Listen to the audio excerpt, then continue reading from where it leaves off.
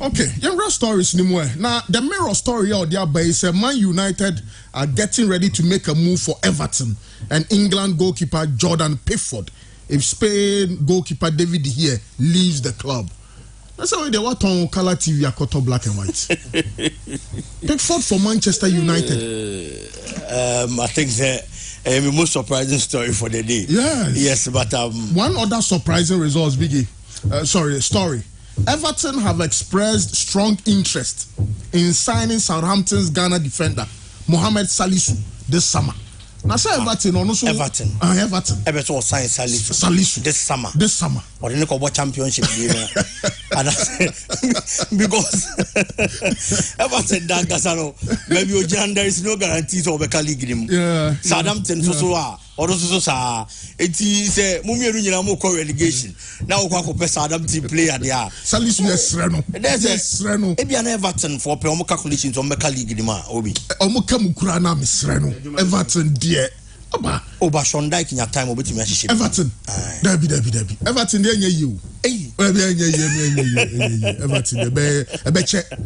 Sa. Me say the boss Everton dey and confirm ko Olympic Marseille and now Lyon cry because even Leipzig nominee, Dortmund no one. Salisu a performance there. I think he's fit for any Premier League club. Yes, Arsenal. For example, any Premier League club. Arsenal. Yes.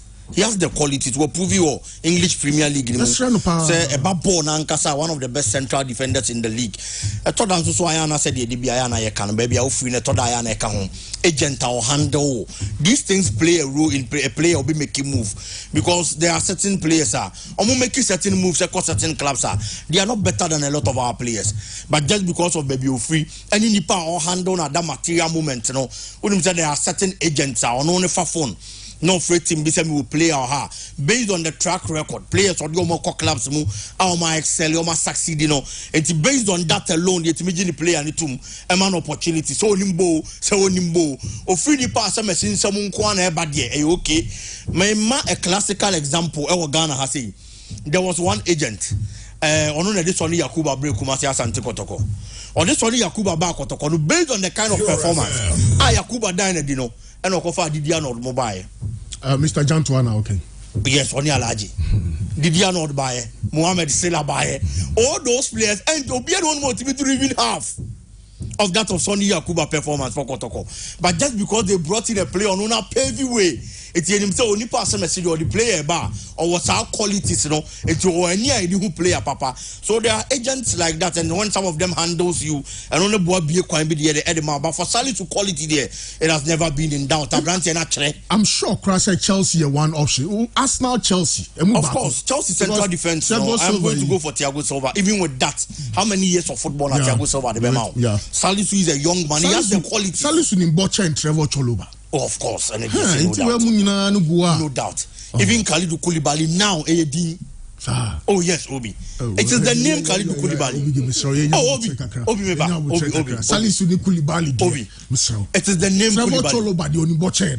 But they are shield. So on your Salisu ase, but and too much of a difference, but for the Koulibaly performance, better than Salisu there. And your performance, but in terms of what the profile is. That is what I'm talking about. The name Khalidou Koulibaly. Unim say Salisu Crown so lusu form kakawa lusu ni place for team nemu. The last time I'm share na Bednarak and Germany Abranti young chap 20-year-old centre back in an ebo. Inti Salisu Crown. I don't know what the situation. Said the contract issues. Some person frustrating us a day, but. Choloba or Chelsea there. Now Rob Holding was Arsenal there. I was a Salisu to me. Of course, on what you will too, but for Everton, they honestly speaking, looking at baby, almost that is here, a very difficult. Manchester United for Jordan Pickford. Yes. Pickford is a good goalkeeper, yes. Pickford is a good goalkeeper, yes. So the for Pickford party and the father lad crank and Jordan Pickford. Yes. Pickford. So and the geographical location where the player is from, he's an English boy. Yeah. Sanyama when team decided to sign player, I am because me name the about team. So be David Dijama na kono for Jordan Pickford. David almost said DJ Kwa. Yeah, DJ leaves. Yes, according to the story, if DJ leaves, I'm compare Pickford aba. Obi ana post Muganke. There is Andre Onana. Yesterday, near Onana. Yeah. The performance is given in Milan. Mike Wenyan for AC Milan. These are goalkeepers who are trained in European football and their respective leagues, some more quality. No, it's a David De Gea. These clubs, clubs are Obi. Daily or let's say indirectly, they are selling clubs. Yeah. Though one way big. Yeah. But when it comes to clubs like Manchester United, Man City, Bayern Munich, Barcelona, Real Madrid, so Kwako pay player from AC Milan, Inter Milan, it is going to be a bit easier. Because to Manchester United, Inter Milan will form kakro betimi a Tony player. When Manchester United has a player, now the quality mpo omu feel to fit the standards of Manchester United. Simoni Inter mo on loan, and I say be a buyback option be there. So these are goalkeepers or what chess or munim go da. So if you pay goalkeeper, now never to Manchester United post in the absence of David De Gea. Obi mean shame me trimita me pick for them. Debbie. Apart from him being an English boy, and we a coach, main cassette Ten Hag person or a bit political, but we a coach, there are times that certain decisions, a bit me a peace of mind, especially from the media. Only did that thing apart from so a Manchester United former player, or decided to go in bed with the English boys. Because England na oye jumano, o fire the nasa or the bona anko yempa, the criticisms are measured. You better was all right, but you can't because at the end of the day, you come and a broswa, and I am ranty and a bomb on a won't even deliver. It's a nothing. I give a person call that line, Kaka, because Manchester United performance in recent times hasn't been that good. I bet me I can watch them. Ten Hag and Chelsea along the line, he got a very good rhythm. Now when Sneba at what was successively, it got to a point. I feel at the end of Baba Betiako from backlash and I shall say especially Harry Maguire and Moby. He's an English boy. They feel he's a big boy. He should get an opportunity in the Manchester United team.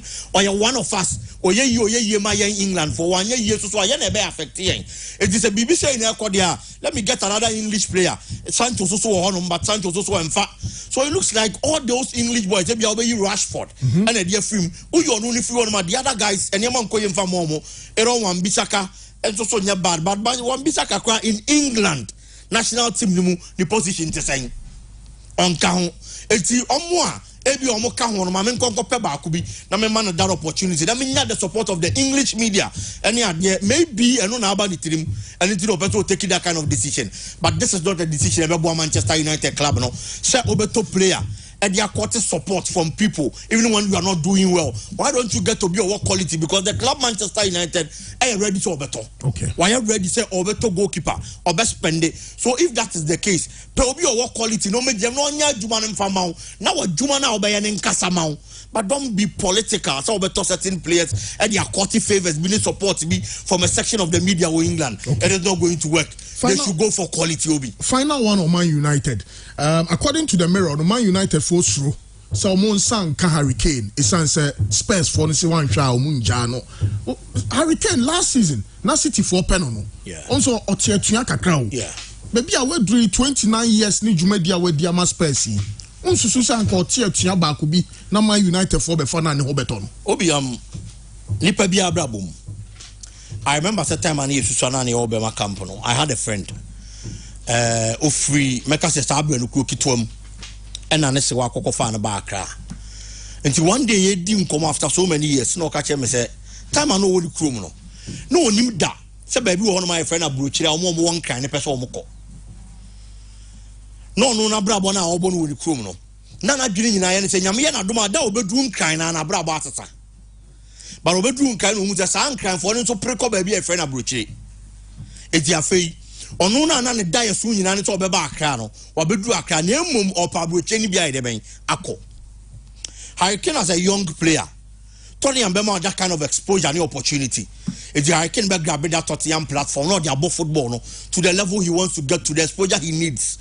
What Bobo Nakwa could do on him, winning the top scorer in the English Premier League. on 3 different occasions. Actually, the kind of quality a player Nikita. Even in a team, I didn't team Liberty G League.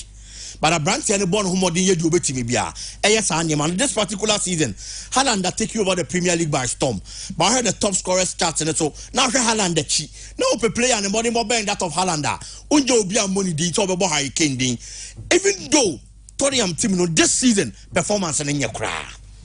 It's the high Ken and they say, what born who modern be a the Tottenham. No future or a young man no. Tottenham be man that kind of exposure. Not the actual talent and eventually he's done that. Well, through that stage, I want to Tottenham and the biggest club in the world. He has another ambitions. If you're one of the best players in the world, or the world best player, any idea? It is a to me yes idea now. I would have to win laurels. Imagine the trophies. Even apart from that, there are certain clubs that will not own the trophy in power. It puts you on a different level because I like the budget trophy than staying at Tottenham. And the player need rules our stage now. No matter what you are going to do to the player, no matter what you are going to say to the player never person will be moving out of the club because he feels there was he needs a bigger platform than baby was Siano. Hurricane and Juma Awaye. Manchester United problems are we facing in recent times. And it's a Manchester United in a clinical finisher, a potent number 9.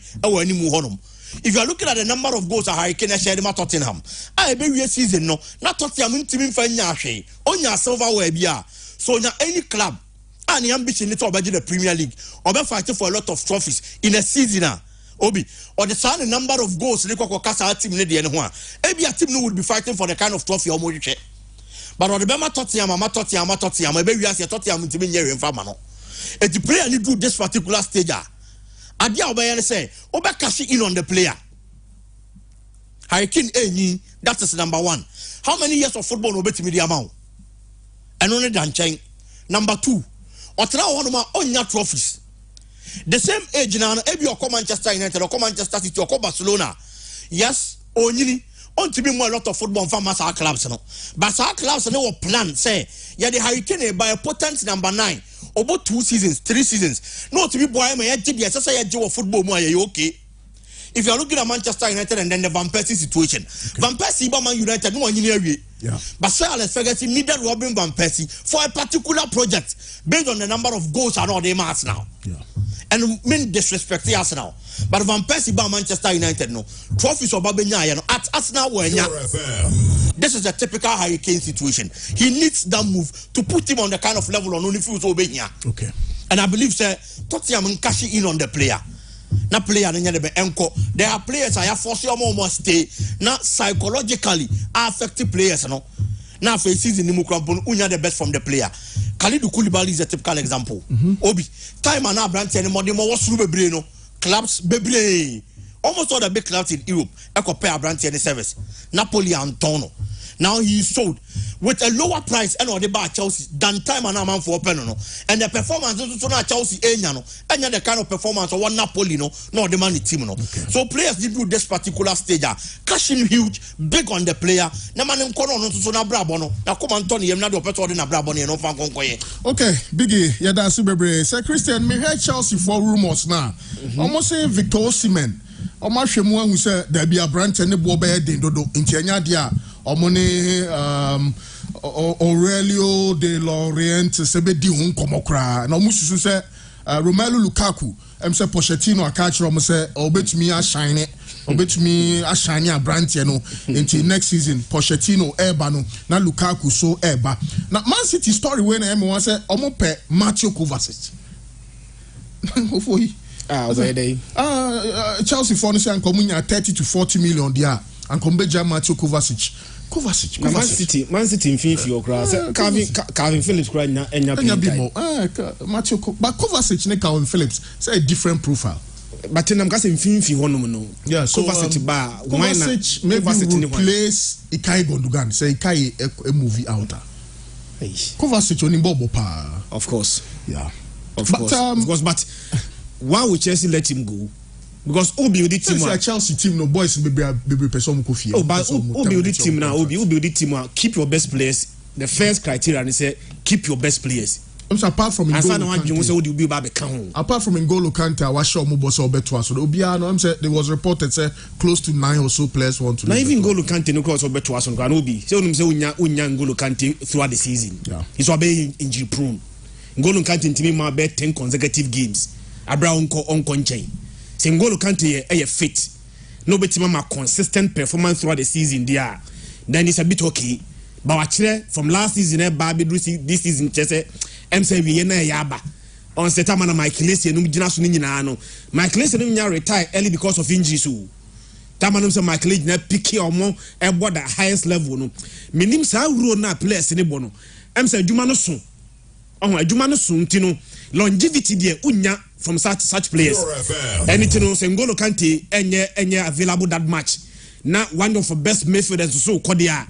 Na ya kwese in fifi wono no Chelsea will need to rebuild in fifi won nyina foforo because the cover set ko na N'Golo Kante so nya available there na the fifi wono no be Enzo Fernandez plus other new players Chuku Emeka akwese you are now rebuilding the midfield no foforo and so that as much as possible at all cost Abrante Feni cover set Chelsea must try to maintain him kasa so what I say the player want to leave. But a new manager, Bano, said at a point in time, not Granit Xhaka wanted to leave Arsenal. Yeah. But a Granit Xhaka didn't transfer or convince Abrante. No, Abrante decided to stay, and then Xhaka performance for Arsenal. Okay. So the player actually say pursue Kodie by Kasa. The new manager come in, can sit him down, talk to him, convince him, and who knows, maybe next season catches the best players are near Abrante Feni Kovacic so ask them. Okay. But Manchester United are 7 almost over Copa Jordan pick for them. Lukaku no. Lukaku they say try and error. A loan deal. So more player. More player. And almost say ko John Madiaba. Until they come. Nanka you Lukaku the course wo England in echi you besa akudi. Say you have no option Obi. Say no wo sre interfor class. Mesremo. Maybe I miss akoi bie. Chelsea loan in Banaway, say Chelsea will put an asking price for an boy. Yes. Will Inter be ready to pay? That's the problem. Chelsea penadie. Na Chelsea omu ya Lukaku. Na die ko say die. Say last year na Lukaku buy no a Chelsea top scorer. I think say he scored 18 goals. And almost say Answeni no koye. Lukaku no koye na. No a Chelsea's top scorer that season. Menka in the league in all competitions, you know. The obese na name no Obi eya kwese na Lukaku cry. Nanka Lukaku no cry.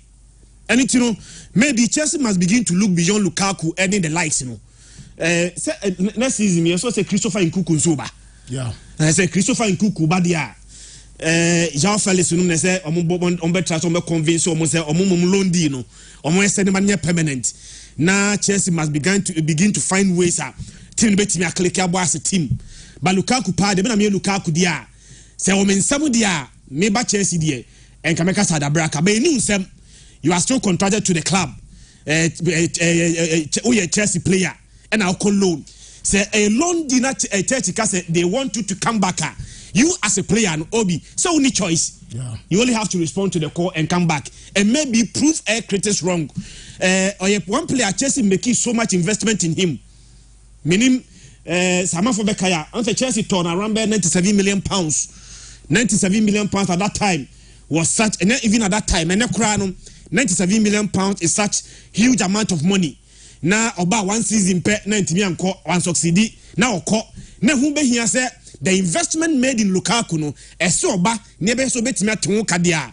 And maybe the coach can sometimes the coaching so can make a difference. Maybe the new coach come in can also do something. Now maybe the best for Abrante Feni Lukaku. Me assure say Chelsea for player be not all season all competition in a season. So man 20 goals crana. I think it's a better upgrade. Me just say this season and the last season you benya a Chelsea player in all competition almost 20 goals. So maybe Lukaku coming back with a new manager. No better me revive Lukaku. Ni ebe wie season no na Lukaku Chelsea bear 20 goals after the season maybe a better plus for Chelsea and Lukaku as a player and the investment made in him in the Obi ain't even go waste that 97 million pounds such a huge amount of money so mo kaso omra no kaso madia okay o madia and the inter so pedia we are going to put an asking price forward whoever can afford to come and buy you obi akaso ontimi afford there you have no option than to go back to team friend Chelsea. So Osanko Chelsea sana it means I mean details of the loan deal. May I show say Inter Milan for the Etianica. Yeah. Now Osanko that means Chelsea for a kafu from the Samba. A kafu for. So the Brena Begina new coach say Pochettino near Badia. Yes, is as simple as that. May Obe pick for that some no. But in run the Athletic 4 report say Aston Villa for pay Marco Asensio. Unai Emery say Matteo Eliminan free Barcelona as sporting director and one Robert Aston Villa. Oba beka Coutinho, Magain, and Bondia mo. Aston Obi obo Real Madrid World Champions League semi-final. Oba Aston Villa. Na so na contract we I said contract extensions more like so Intiman succeed here he will come as a free player. Yes. So I'm as a free player there. Now the Madrid crowd is scared to and say Aston Villa meet here. Would they have the capacity to buy? The difference between Chelsea, difference between Real Madrid and the Aston Villa, the gap is too huge. But gap no crepa. But Aston Villa, Unai Emery, the Chrome ni, and now Eliminani no so Spain ni ono so banchi. But Champions League football is not guaranteed at Aston Villa. Yeah, depending on senior league in the Besiako. And I'm gonna say, no crowd say, ultimate this year, and you're consistent. Yes, for a club like Aston Villa, there. So about Champions League this season, more like one off will be the team. Next year, Liverpool be the team you. Yeah. Chelsea be the team you. Yeah. Man City near night up there. Tottenham Hotspur may try to come back, and it's in the top 4 now. Ball Premier League, team be once in a while be. But any teams are consistently. I'm here top 4 teams in the Premier League. And it's so called Aston Villa. Oh, a young player winning that match. Now, Oko team Champions League football is not guaranteed today. So many are brand now. Even though I can make Real Madrid there, can measure my options. Baby, I'm a Obi on your bad player. Yes, also a player. A man for Becca, a man for Kase, Minkaibu coach Kro. I think Zidane can say the left foot no as good as Leo Messi, left foot no. Maybe no debate up with there. But no person watch the quality of brand no and so 80 cra. Me so say so free Real Madrid there. There are a lot of top club in the class of Real Madrid. By the other clubs are at least Champions League football guaranteed that obetime ball Tottenham Hotspur available. Liverpool crowd betime brand and it many brand there from Real Madrid to Aston Villa there. Now you say oh coach too much. So only Douglas Luiz nominee but the class of the team class of the team no class be so say obi utia say there are certain radio station no flow say be adwuma one where you even do not pick their call. Over Marco Asensio if not pick their call sanity yes na go say reverse no they cannot say reverse there and what tia so na ko achi etino me so say player Nankasa will have to weigh the options no we say me so benya club ya Europa on Madrid all the same status there be Madrid up there and other clubs neighbor. So if Real Madrid na say coach too much one shot if one po asem crab Francis so move what you say and it's on per club will be in the range at least Champions League football every season guaranteed meaning na Aston Villa dey come my dream cry come my dream. So Christian Chelsea for should they break the bank no mon per Victor Osimhen Victor Osimhen no ukrabe 150 on Sabeka it's had na on Tonton Mason Mount nominate Raheem Sterling nominate Sankro no enkaskani momun ko fa and only the omo here because omo to be break bank and Sanko to player be because financial fair play a bit match because one season pay was spending over 600 million pounds and can ilus asemu 600 million pounds the following season untimi spending that much so spending that much na obi onum say even in England Emra ho say oboka kra no for 3 years say utimi boka 105 million pounds for 3 years. The last financial statement released by Chelsea ka omabono 121 million pounds, which means they will need to break it down so by a financial fair play and Chelsea the limit I betimi spending ye kai be betimi ajatum say e ka we de obetimi manage no 105. Chelsea aboka 121 million pounds. Say Chelsea and receive revenue through player sales na osai ekoto players biasa be kan ho dia na akwa say financial fair play na ba bechu and they say City asem say City one have financial fair play betimi achi omo sa level na City akona na ensem ha City no Chelsea should not get there. And already Chelsea team no so bloated. First team squad bloated. How many first team squad do they have now? Bear 32. Nyame aduma next season say Lukaku be kan one, bear 33. So almost say Tobia be kan one. Next one timi outflow these several players now. How do the new manager manage sa situation no? Problem back what I had Chelsea pa this season no. Sa bloated first team squad no. We a new manager now back. Now the first primary concern bloated squad. Either the benya time ama each player the opportunity to show the betimi aye. Why you're very careful because of lack of time you let a good player go. Yeah. Obi onimbo pa because all in that time and you know when you or man opportunity I'm not saying betimi aye. We go training grounds there are 33 players. So be actually betimi aye. How many hours do you have at training grounds? Say Chelsea betimi antenna in so dia. And they say Chelsea be 4 training sessions. Yeah. So the beya manager betimi number I hate play bia any do betimi aye. Chelsea situation chaotic. And next season, one major concern at Chelsea say, how do they prune down their team, their first team squad? Most of these players are under contract. Yeah. You can't just let them go against their will. Except mutual concern. Me pesa oko, me suma jet say me ko. Say player say the Hazard is on ko. Hazard. Hazard so onko. Hazard there so no akra no ka so onko be retirement. That you also onko. Nanse. When you onko retirement. That you also onko. Into what Gini Sikana. Hazard nya bi mo. Abaya bedding on Real Madrid. But you can't force the player to leave. Yes. As long as he's under contract there, ultimately force the player no so onko against the wall. Minim say Hazard crowd him highest paid player. Yeah, highest paid player of Real Madrid. Highest paid player. And you know so onko no. And you know so onko. So most of the Chelsea players you know, most of them try new. Yeah. And then crowd him say Raheem Sterling. Chelsea's highest earner. Yeah. So let's imagine say okay Raheem Sterling say we under contract but onko. We are sure say Raheem Sterling be just to say obeko sa. So most of these players will need to be convinced why they must leave. So more onko there. Adding up more players to the squad, you know, already Emma situation more chaotic. Okay. And you know, maybe a situation that the new manager have to deal with. Me sure say they have to find a win. Yes, their next season here. Chelsea problem need too much for them. Me hear Chelsea squad no. Me susu say player be say Cesar Spilicueta also mo jani kwan. E also mo pe bi denefa. Trevor Choloba. So ankomo nsabe ka Sali Supadi anka Trevor Choloba say you know. Ankomo jani kwan anka be bo mo. Oh, new player ni say e man loan deal be. Because o turn say new player they want to use you. Choloba dey Chelsea player. Okay.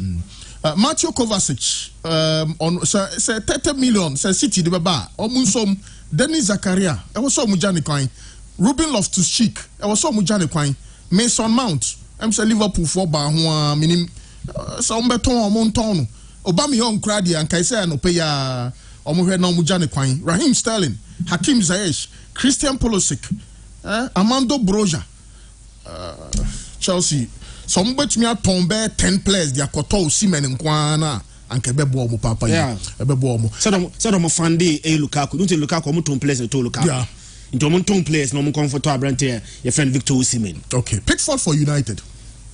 Pickford the first choice for the national team yeah nti obede a new national team for Manchester United.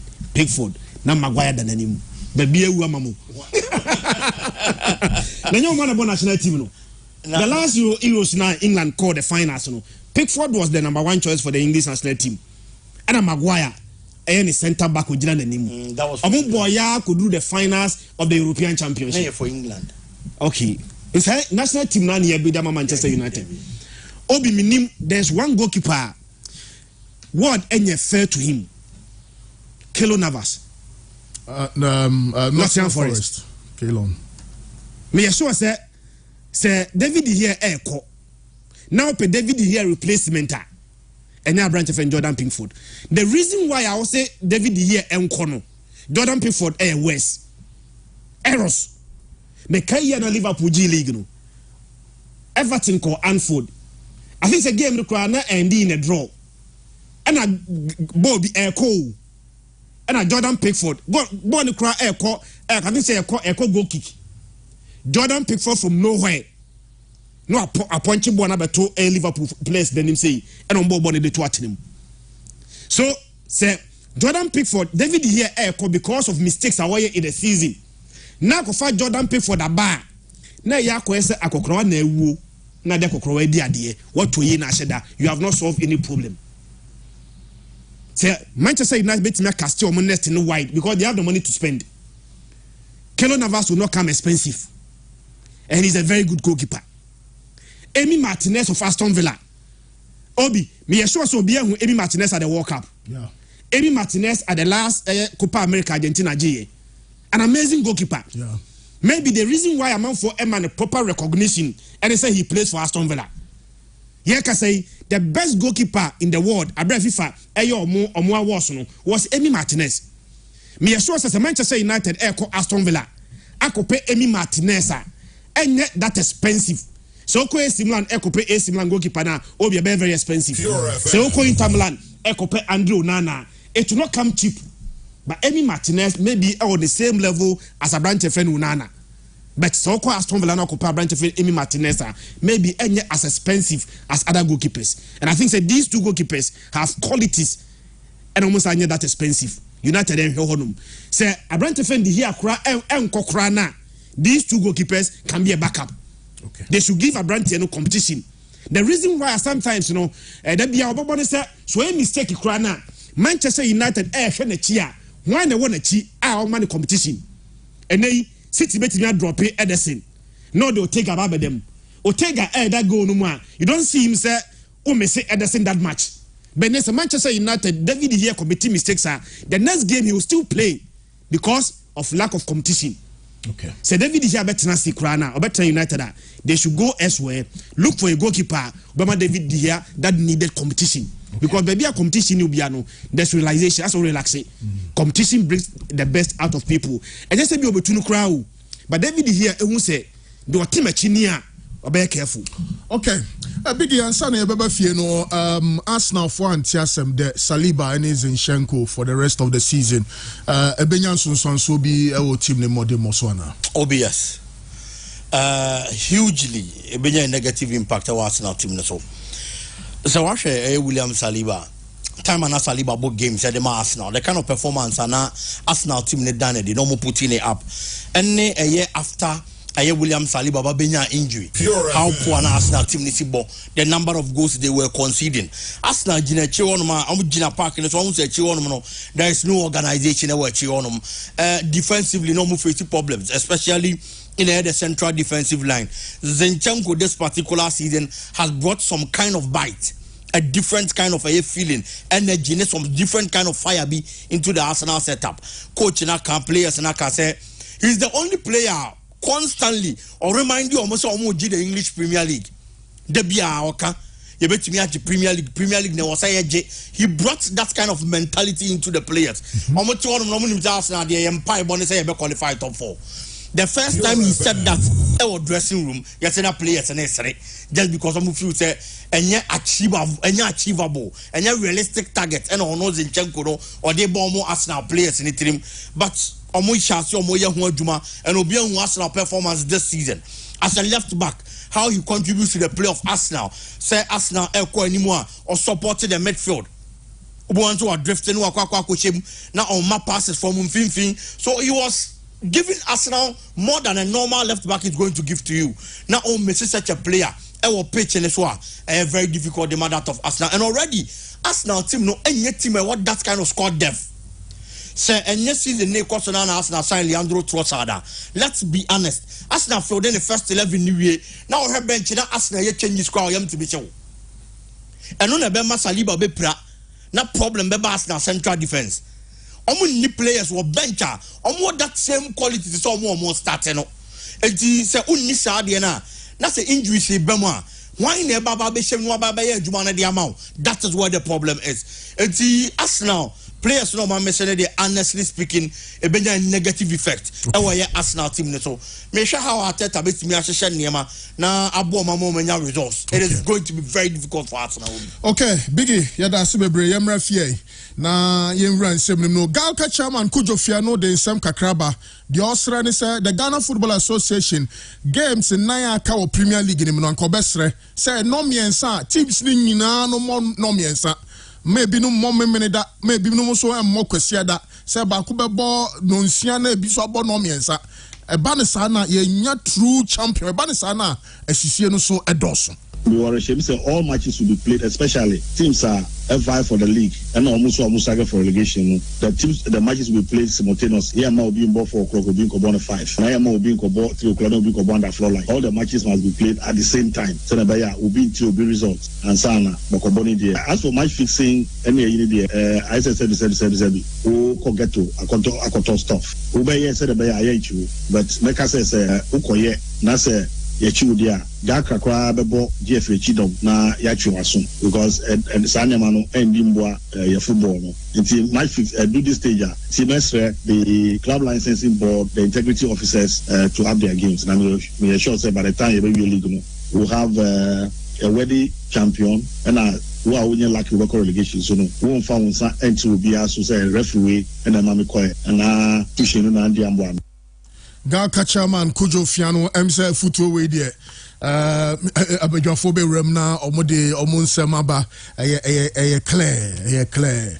Na Frimpong Manso former Santikotiko captain osanso former Santikotiko coach wakasem ose ohwe Kumasi Santikotiko mrante ne wo ho na omun finu susuadodo omunya matured ne nsem nie. Kodokono nye afina obe start ya kwala no ne ade no dey omu need time for that. So e hono na sese omu hwani se mbetima a youth team once a while bi mbetima graduate in but as I say omu fa tried and tested and then not time en omu nya time in the team because obi ba 1 year no cycle 1 year no cycle and also team building affect it and also to the management I also will tell you say he need money to run the team and this ambassador is busy or turn not run the team now he will do it so a bit complex but the board the management and then they can understand themselves. Okay, Frimpong Manso Neso Nensem I don't know you be room MTN FA Cup semi-final games anyame adoma kwesi de baso ewo Dr. Che Sports Complex no Ken Faisal ni nsu atraman Dreams FC and Sky FC na Gordon Ablode assistant coach Emma Timwa your friend Ken Faisal or say Nukreni enyadia Ken Faisal 100 team bia yeah take it positive it make sure at the end of the game no like if I move to the next stage and it's we are working hard towards that. Every cup there, we don't underrate anybody. We say Sky Kwa who was first vision has to come to my drop when I Sky Kwa was our win. You know, yeah, under Ethiopia, taking it very seriously. Every cup there, Oko under Ethiopia, very surprising. Gordon Ablode, Osa to us with the two yenim say Omash Mrantiano can Faisal players and say Kianeki MTN FA Cup no. I was so mujiba fee. We are much prepared for this FA Cup match, and this one is between me as an assistant coach, a former player, and my team. The captain is I'm very happy. I've spoken to them at the training ground. This place that we've reached, I have reached this place and passed this place as a player. I've won this cup with Accra Sufu. I've won this cup with Kumasi Santikotoko. As a technical man, I've won it again with Kumasi Santikotoko. So this is a challenge between me and my players. I've been telling them most of the time when you play matches outside, when you get to a field, this field, I've scored here, I've done this here, I've done this here. What are you going to do? It's always a challenge between me and my players. So Kusi, I'm telling you, if you go to training, go and tell your boys that I, your coach, Kusi, I'm telling you, go and tell your colleagues that Kusi, what I got in Ablodi. I've won this cup with Accra Sufu as a player. I've won this cup with Kumasi Santikotoko as a player. Again with Kotoko. As a technical man, and I'm here with Kifesa. What are you going to show me? Thank you. Champion Gordon Ablode Nensem Enono. Now Mumuni Abubakar head coach Mansu Atremain. Or say Nukreni. Kifesa for Bebrepa. Our stance now, I think we are just a step ahead. If we are able to deal with our opponents, like Kifesa, to win the finals, and as my brothers are talking of. I think meeting in all of them might be very easy for me to link the opportunity. That's why I found this one. And I can assure Ghanaians that we are poised for the ultimate. Don't doubt it. And on that day, a good number of you will. Coach Mumuni Abubakar, head coach for Nsiatreman Omone Ken Faisal Nebeshia. Now Coach Karim Zito, head coach Ama Dreams FC. Or say Nukreni was say Kwan Bia so Dreams FC and Sky FC game no mo she no mo to me area final na bibia koye mo a omotumi agicap no ade ba ko say yetimi maintain your ho na yanko relegation e kire say we are still in Ghana yanko be bia ba bitimi camp na bi ko Africa at least better play so that is the simple. Karim Zito say some qualify for Africa obetu kwan and so crack on and many abre some betumi ahye Sky FC na Karim Zito to aso de to anim say Dreams FC bro branding nyina ne say FA president Kurt yes okreku eye ni team wanti otan hunu yeah bre because makoka semima I was the first coach to be suspended in Ghana. You suspended me and I paid 5,000 from my own through me kai yante titam sana na wa hosta susubre bibia na yaka yante titim no masene keti bibia na yaka yante titim and we are suffering seriously we are suffering so my hunu yen adwuma na ye I'll spend the whole of look anopa me kwa stably then embrema be Dreams continuously like this na me kwa match na wo be ka James e keti team no masene keti so let's ask ourselves yebre Karim Zito nebrea offer mu no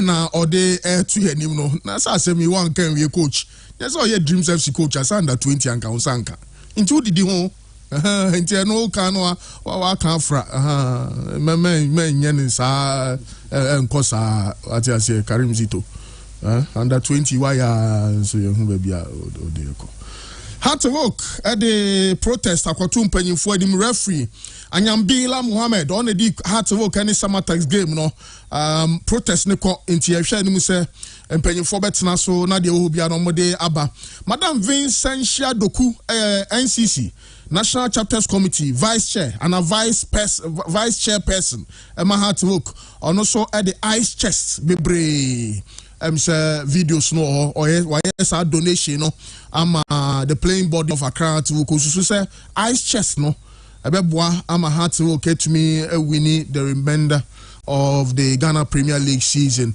into minim say Jai was a video na donation na mame no no now they are to na ahwefo so to me and sa kan sa donation so to me akoso okay and so the best stories ni mame shas here influencer Christian dia bayi na ye hwe sania esi well obi under normal circumstances there so person we fair pa dia baby league na kwa akudru no na teams be fight battle against relegation there. Okay, Sir Christian, Madam Vincentia Doku ice chest or the coach house of work no. No ena edaho no. Why donation ice chest into ice blog any ice blog ni ice water. No dear gum. Said the order for seven fantastic. The ono nsa baka no. Mami na the team na chia check into ice chest. Say otone set. And we asia back on kesia back we kitwa back and the phobia abo ataritare donated by Madam Vincentia Doku and the abreku no. Okay. Sa Sankrofu be saying na say oh sia kaina you have to look at them we has folk player. Sankrofu be saying because you disappointed that match the results na nko ya. Obahekra no ni bi o. We be a nibi. But even though say onibi no. Watitire sase kakra. Amakakra or no. What they are Bemu players now, for all you know, some of these players might even be earning much more better than the woman. Ebia players ni be scarcely mamino. But enamo da o ma club ni ntino. Me sacrifice kakra me wono na me dia bro. I've seen times and again. Obi, the obedi de mano. But that person, sekase kotoko any contribution, any nyimwa, the person will still find any means possible so be donated to the club. Or a player. Not say any pakroni phrase yes or tian because of your performance. Understand them. You might think say we nothing ice chest keke. But I question kuna phone donation no nyame ni so e. Kojo wa no say nyame shira maami we na ko be ye be sikani a he will do more. Kobe more edia more. The players must cast their one ujina park and so look beyond who player no. Any ball now born any team nankasa extend your mind back. Knowing the people are supporting you. Any omo makuma no mu bibia edi club na chi. Me the last time one me hu say papa panimu pa obi nice man akotokoni work game no the work be fa cap no kromasi no sam na phone kra camera wo nye enye available that match ye game ni wie no tartan tracks no so obi say obi say oye well to do manner the way mind address when the body ni bibia otum so obi a oye odefo na oda tartan tracks no so na o roli kotokobe kumiu. That is the lava certain people have their club for their clubs. And to players an attitude no. Sometimes they need proper orientation. You do work club no more. Near more proper orientation for you to understand the club that you present now. My mina dia wa ye no. Obetimi aka say ebia woni so ketua bi, you might even create jokes out of it. Ba obi mani aso pa me say. Enyo obi a onni bia only the obedi mpono no, and to be able to do this players must learn lesson from it and give their all to the club. Under normal circumstances, sir Owura Kujo, if you know some no kind Obisanka, it should be the best case. 4 games, 5 games to end the season. Samre peligi waji menubi peligaji and I mean semi peligaji. And our teams base yebi a battle against relegation. So my team made the kaibo. Na another team will say, oh, they say they made them a come we are. Be another team be no ever relegation de kwakobo. When you so come we any dear, obi on put up the best. So no put up the best. Now the other team no any advantage a disadvantage to another team. But odon sa ko to abere wadu animu a untimi nyunsa. Yakọ sign TV deal. Me so say TV coverage man schedule so no. When you acquire TV deal, TV right. What the music there? Them pass say betimi abo all the games simultaneously. Kromasi. Because start times we need to have value for their money. 4 games remaining. Even though some of it discusses say maybe the amount involved start time teams nanya the best. But what's an we? What is can we? See about games at the same time. How many games and a start times betimi? So between playing the games same time, any start times for omuntu mean, then there was here because the integrity of the game so here. Of course, maybe say betimi go aye bibia for one. We have to look going forward. Once I did be a best it is based on precedents. So maybe next year, when it start time for Kasa. Say based on precedence in Tino, and because the last 4 games we are going to do this or that. We have agreed on principle before we start even the season. But you start season now you said we now it comes more like a sudden thing to air the TV commercial right holders now. Obi they may not even agree. So to be able to solve this, see a consign TV deal we are going forward that. In a peculiar situation. Even in the Premier League, the last time, the only time I bought games in Nape at the last day of the Premier League. Because the last day, then all matches are played simultaneously. And then the last 4 days, Ghana has said the last day, yes, I'm simultaneously. Even the last day now, boy, we league in the crown, match day 34, it is never played simultaneously. And a normal circumstances here, I was saying Kasani, but your limitations. Yeah. How do we go beyond our limitations? The last day, you bet all games simultaneously. Okay. Yeah, we challenges, because game I say, can the best friends can the last day, your body be a best Sunday, 3 p.m. simultaneously. What I say, but one venue, Kurana, yeah, game no, 2 teams they use 1 venue. What happens when the 2 teams are playing their home games in the same week? Because the Chroma say across sports stadium, how many teams they issue? Tibetma by say 2 teams that issue the same venue may have their match day on the same day. Okay, see more games at the same time. How is that possible? And let's begin to look at our challenges. Now address it based on the challenges. Next fixture, next year, sign TV deal now. Find same say the last 2 games it will be played simultaneously. And because the last day of the Premier League now, it will be played at the same time. All 16 games and all 8 matches will be played at the same time. Why are not commercial right holders? No, and last 4 days you come to them say, yes, they might not agree, and even challenges. We might not even have the capacity to even do it. Okay. Let's begin to address our challenges. Going forward, next year, challenges in India, they are addressed so that they do on more. Obian to me, Franco, say 1 or 2 things in Tino,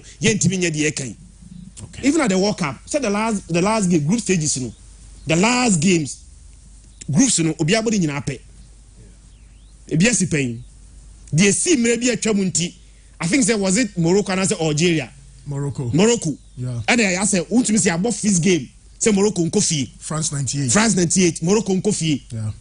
Based on that, FIFA say a BC BM that the subsequent World Cups, last day of the group matches, your body in our pay, Obi will be resource as not about there. So they say, Obi battle against relegation person the league, men who will be resource and who say the Pakrona Colisi. Say me game na me kwa kobono, say me lusu, say me winio, affect me. Obi, how do I play my best game on that day? How do I? Because I know that the results of other teams, I affect me. It's the minimum the Majimi League na we. But many team be all battle relegation there kwa kobo. Why have make Jema Masai team no? Make Jema mano. So under normal circumstances there, that is the best. But we have challenges. The FA, the TV right, commercial holders, must sit down. Not challenges in Inano, ya address it. So that next year face test now. Sideway, yes, I'm repeating the beam. It should be the best situation. Okay. Biggie. Obi. The secretary canning I mean secretary again. Nemum, I believe sir. At the end we say here, I was here per between near Manisi. In the part of the world. Obi match fixing. Yent mean to us here. We are living in a continent whereby Obi Timi fix a match. On fan jisko, on fan yashu. But what the changing yakeke because na down for no top player be on home maybe a chum. It's only now on fan survive you league in him keke.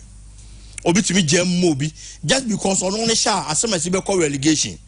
It's enemy German because Nipa na on only person survive and men fine.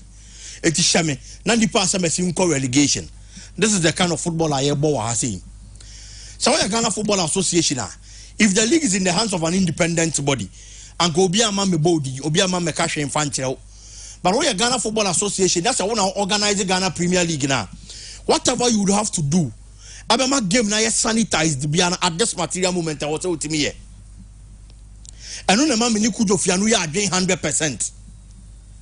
Whatever you would have to do to make the game sanitized, you have to do it. Yeah, get too much match fixing to us here. But there are times I bet me I near me near the atteso. And I say, dear Sosano.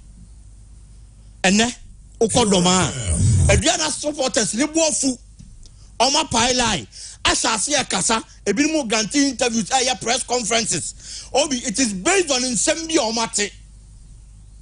It is alleged. Say Diana Stars League now, Pagino. And Shana Maso and Famomo. Because we last 4 matches, your matches be over, said Diana Stars. Say was said Diana loses our matches. This is the kind of league we are playing here. It's Woka Cabina Ubet Miaye. I'm on the Panya Gidio. No more league in Chino. So I want to want to me and ya. Now Gusuna wants to say Adiano. That is why me more problem. There are certain measures who take you pet. Adiana Yempa say, oh, Nipa Samasi, or enough family. Name when BDC and I know more than a man Basa. People pick you out of the blame. You're using change. Sadiana Aquaquas and all their own count. Or what? It's the Water Ghana Football Association. So last 4 matches, yet to be money in our pek rampuna. Yam Pequine be so. Yam Pequine be so. Because in some Nashas, you have a Barbantino. And in some last season, SC, last 2 seasons, SC, last 3 SC, last 4 SC, league, I know somebody a last 5 matches or so on one cost stadium. Kotokoni baby any Gold Stars. You the number of people that call Baba and 2,000. Now man for complaining. But you move billion him say they are stage now, they are not doing the basic. I know people that last 5 matches in the Ghana Premier League. Among cost stadium. Because they feel the last 5 matches are not played competitively. When you anyway, we are down for the way, we are bush anyway, when you are way, Yama way, if you crow away, so when I go to Tibway, this is the choir a fast way legal chromanum thing. Choir a fast football league, oh, chromanum, and no. Again, I hear is hard and a free.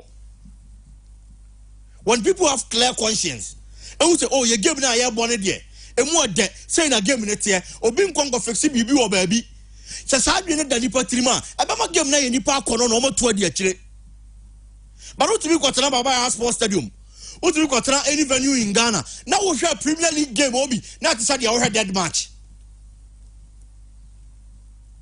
Be white in the dancing. Many be white in the stadium. And I will be Sunday me matches 3. Matches me and sa. So win the Bessie. And one of my friend I'm the channel. Eventually 2 happened. Bakune say it.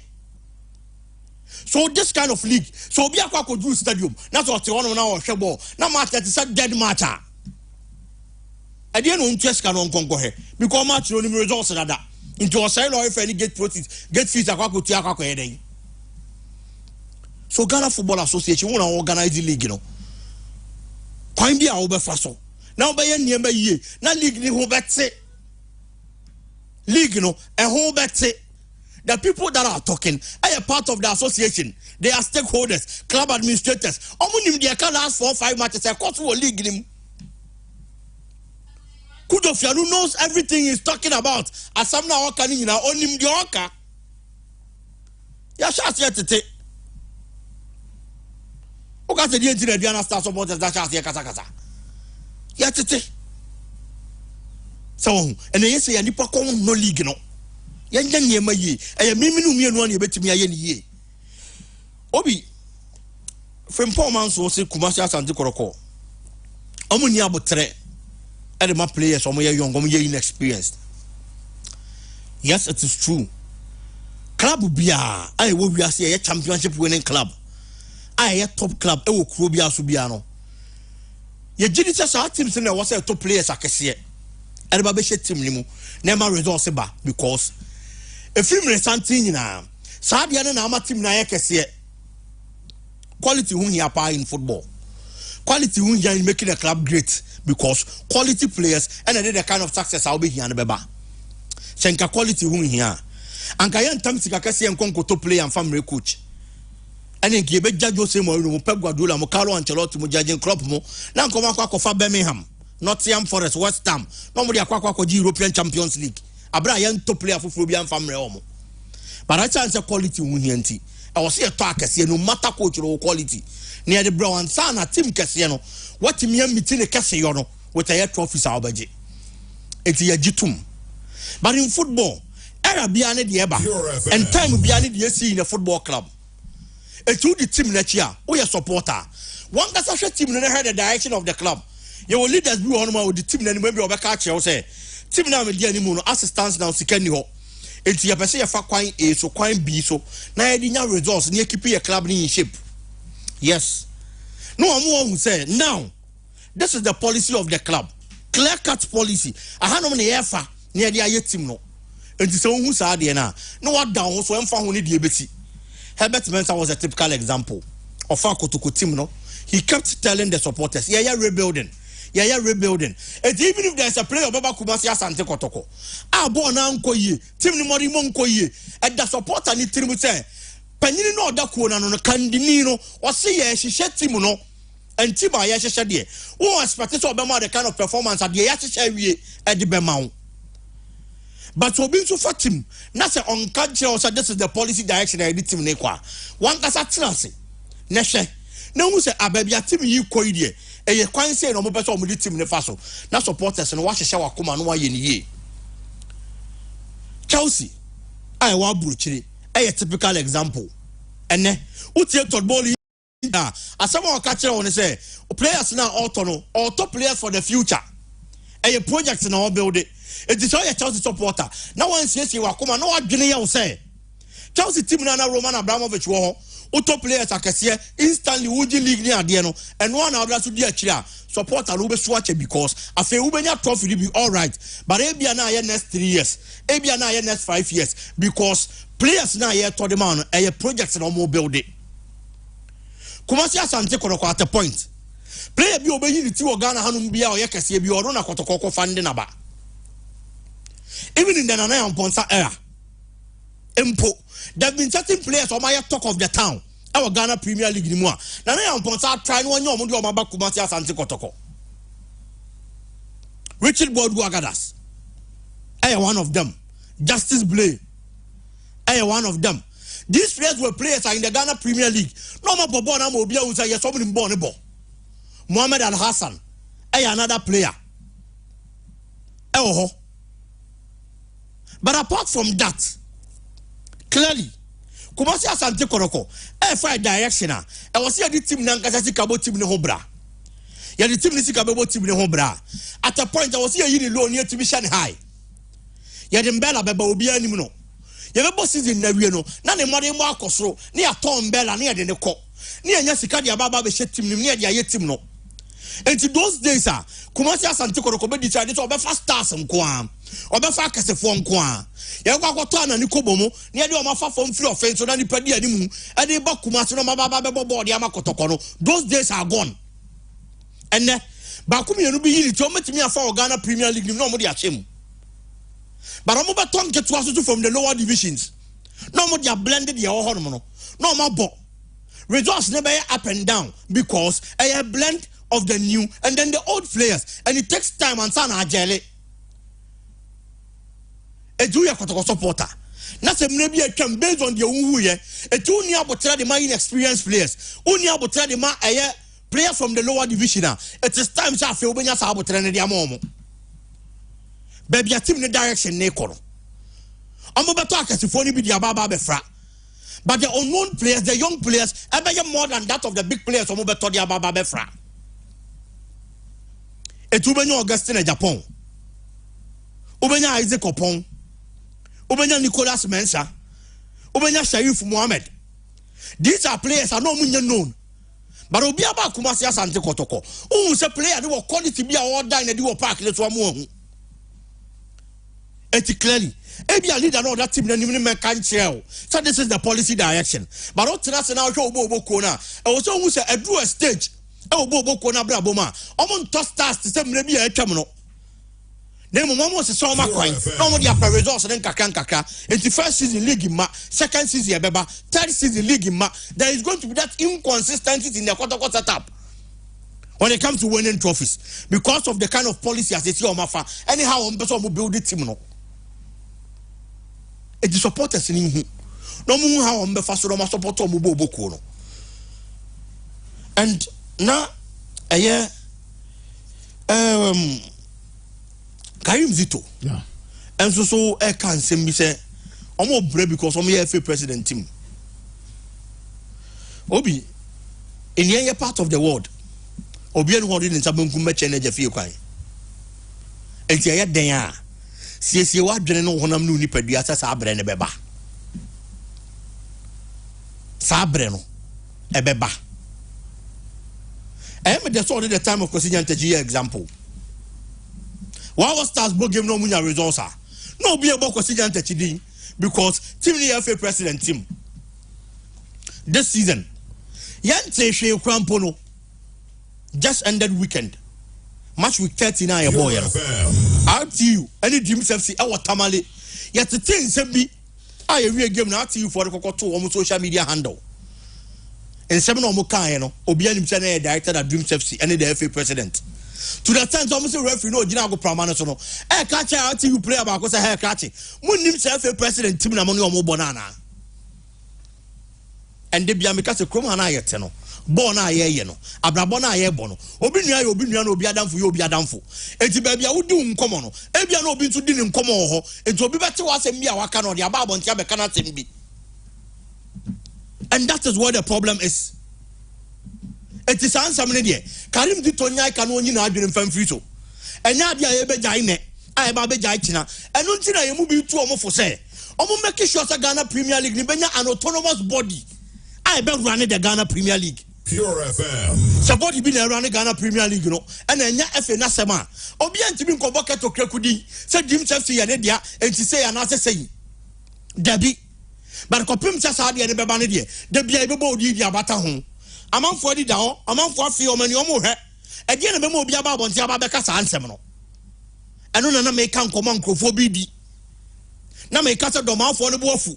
Because Adriana stars matches be all ya shama no. Say Adriana pro so lose match no. Allegedly pen komo na mabontin.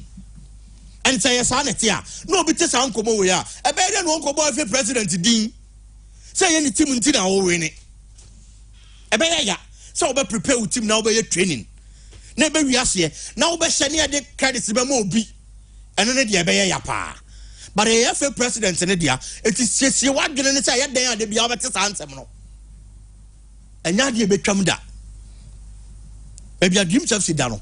Amanfo afi o mani o mo hwa ade. Okay. E ti adwuma ne de ye na mo mfa to utrim. Dream Chelsea no twu mu ne betene ye pekarim dito. E ye ketokreku dia. Okay. Big ya dance bebre Andy Casillas. Fa boa for on sembre. Nana, I'm not